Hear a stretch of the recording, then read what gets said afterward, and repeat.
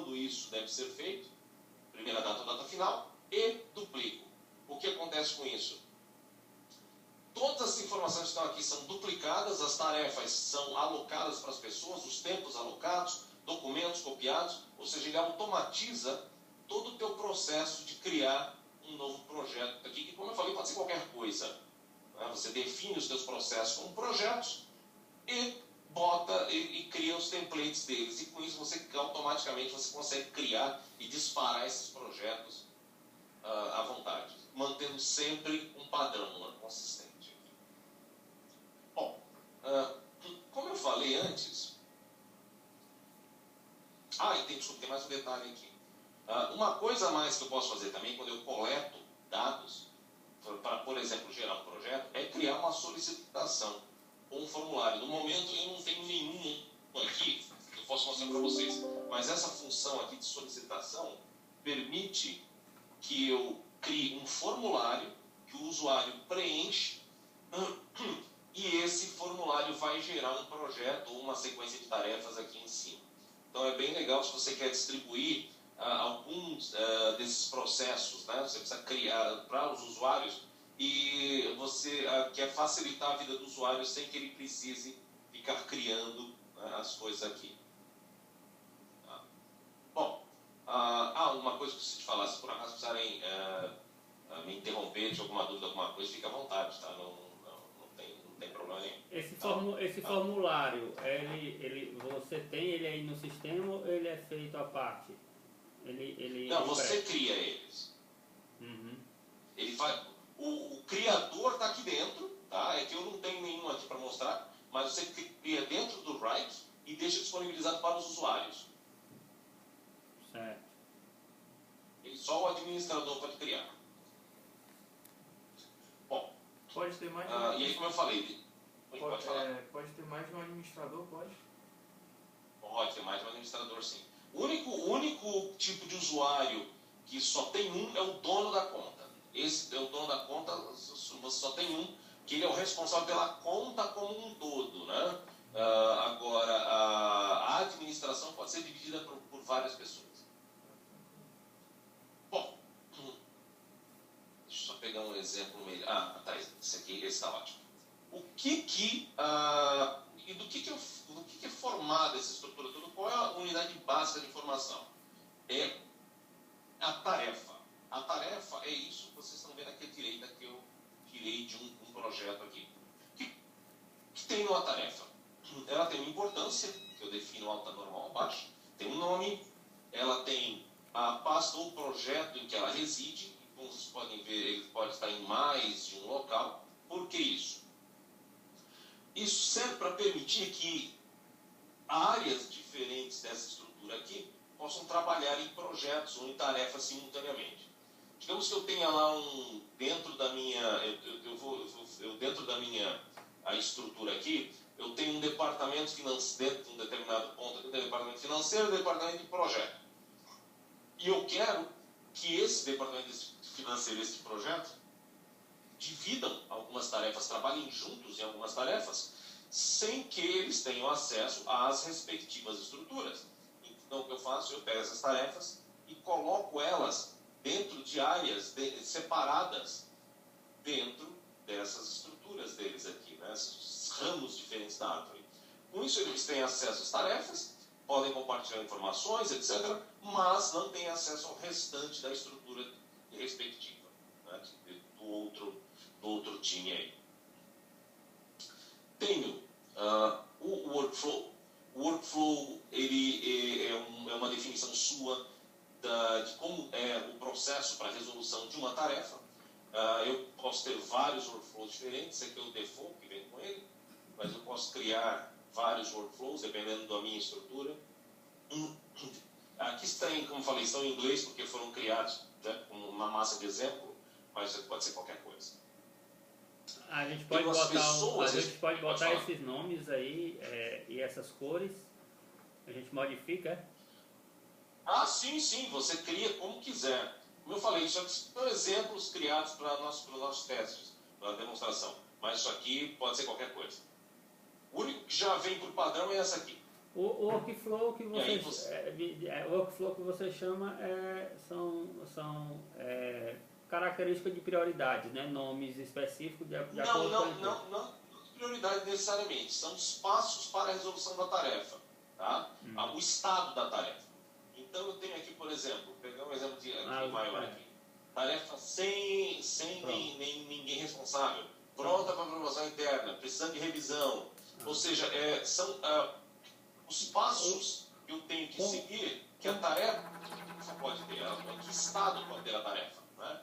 A importância, ela geralmente é estabelecida aqui, ó, em prioridade. Certo, eu tenho também como criar classificação diferente por importância, se eu quiser, via tags, se eu quiser, via prioridade. Mas nesse caso aqui é para marcar o estado da tarefa, em que situação ela está. Aqui, então, como eu estava dizendo, aqui eu tenho as pessoas responsáveis pela tarefa, as pessoas que nesse caso estão dividindo a responsabilidade da tarefa como um todo. Um detalhe, neste caso aqui é um negócio bem genérico, ou seja, essas 3 pessoas são responsáveis. Não existe aqui, neste ponto, uma divisão entre quem vai fazer o que, necessariamente. Porque o RAG deixa isso em aberto. Se você quiser dividir desta maneira, né, quem vai fazer o que, eu posso ter subtarefas. As subtarefas, que também podem ter subtarefas e assim por diante, elas servem exatamente para isso. Eu não preciso ter essas pessoas todas, por exemplo, responsáveis da tarefa. Eu posso dizer só que o NIWA, que é responsável pela tarefa, eu posso alocar subtarefas para outras pessoas. Aí você cria outra árvore. Seria uma divisão debaixo da tarefa. Exatamente. Entendi. São subtarefas. Para que essa tarefa seja completa, as subtarefas têm que estar prontas também. Então eu crio subtarefas e aí, quando as subtarefas estão completas, o NIW pode fechar essa tarefa aqui. Tá? Eu tenho demais aqui. Eu tenho a alocação da tarefa no tempo. Ou seja, estou dizendo aqui quando essa tarefa deve ser resolvida, né? deve ser feita. Eu tenho alguns links aqui em cima dizendo que não tem data, que é para hoje, que é para amanhã, que é para a próxima semana, que é uma data qualquer personalizada. Eu posso dizer que é uma marca, né? Um milestone, que é uma tarefa especial, uma tarefa que é um objetivo em si, pode ser um final de uma etapa, um final de um projeto, uma entrega importante. Isso aqui, quando eu defino como uma marca, como um milestone, basicamente ela é uma tarefa que, como eu disse, ela marca um ponto estratégico do meu projeto. Então ela tem uma data fixa e essa data geralmente não se mexe. Todas as outras tarefas devem ser mexidas para que se atinja essa data aqui. É uma condição que eu defino para o meu projeto. Né? Eu posso definir as datas como início, data de fim, por aqui também, ou posso dar uma duração em dias, horas e minutos. Pode ser que uma tarefa em 5 dias, 8 dias, 6 horas e 30 minutos, por exemplo, se eu quiser. E eu posso definir também se o fim de semana conta como dia útil nesse caso aqui ou não. E também se essas pessoas aqui estão de férias, por exemplo, eu vejo esses calendários aqui com um espaço já, né, definido como não útil, né, nesse caso aqui. Cancelar isso aqui. Aqui eu tenho o controle de tempo das tarefas. O usuário ele pode fazer isso de 2 maneiras. Ele pode simplesmente entrar aqui, marcar um tempo, 1 hora, 10 minutos, criando relatório, sei lá, final. E adicionar essa entrada. Eu tenho aqui o tempo total, ou eu posso iniciar um temporizador aqui, começar o meu trabalho, né, fazer o meu trabalho. Quando eu acabar, eu dou uma pausa aqui e posso adicionar um novo comentário aqui referente ao tempo. não vai deixar porque não deu nem um minuto, então ele não permite. Isso aqui tem um relatório especial aqui que mostra só os tempos, né, alocados, desculpe, efetivamente trabalhados, que eu estou registrando aqui. Subtarefas, como eu falei antes, né? Campos calculados são campos quaisquer que eu defino. Tem uma visão aqui de tabela que mostra isso melhor, já vou mostrar. Nesses campos calculados eu posso colocar dados quaisquer, dados numéricos, dados texto, campos de múltipla escolha e assim por diante, que o usuário que está trabalhando nessa tarefa pode incluir, e são usados para diversas finalidades.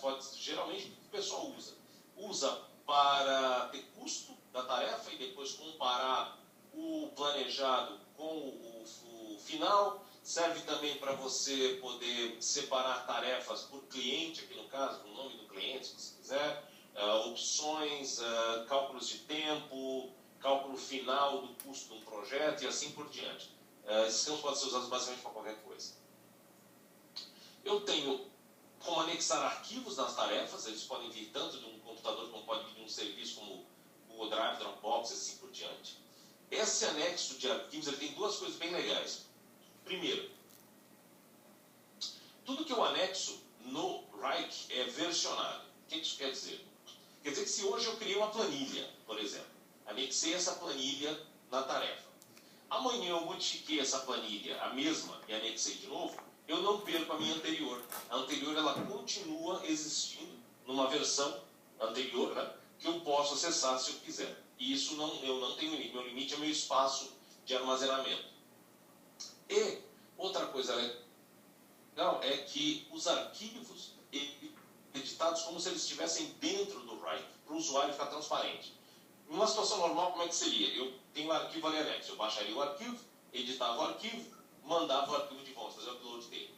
O Wrike é que ele torna essa operação transparente para o usuário. Quando eu mando, se eu tenho o aplicativo onde esse arquivo foi criado, e eu mando editar esse arquivo, ele abre dentro do Wrike, para o usuário ficar transparente.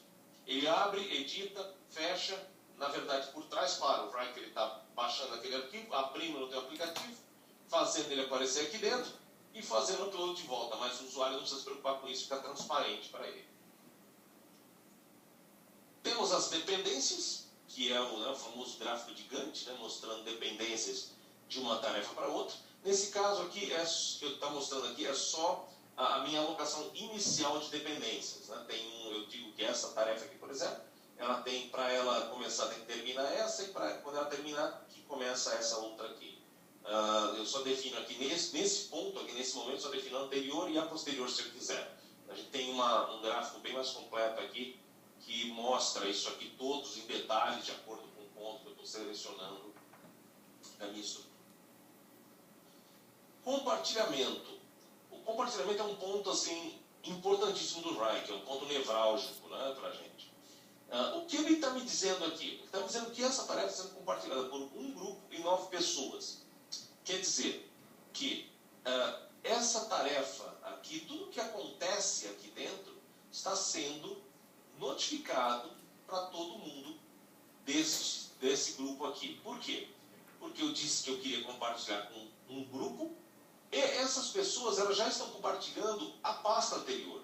Então, tudo que é criado dessa pasta é automaticamente compartilhado com elas. A não ser que eu diga que não. Tem uma opção que me permite restringir esse tipo de coisa. Se eu quiser que uma subpasta de determinado projeto não seja compartilhado com as pessoas da pasta anterior, eu tenho como fazer isso também.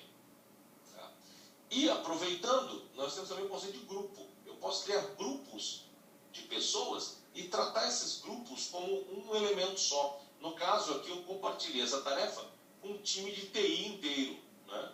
Que é um dos grupos que está aqui. Mas eu posso dizer que não. E o que é compartilhar? Como eu falei, no compartilhamento, as pessoas são notificadas de tudo que acontece com a tarefa. Cada modificação que eu fiz aqui gera uma notificação para elas. Não quer dizer que elas sejam responsáveis pela tarefa. O responsável aqui no caso é o Neil, que eu indiquei. Mas elas são notificadas. E como elas são notificadas? De duas formas que são opcionais. elas recebem uma mensagem aqui na caixa de entrada,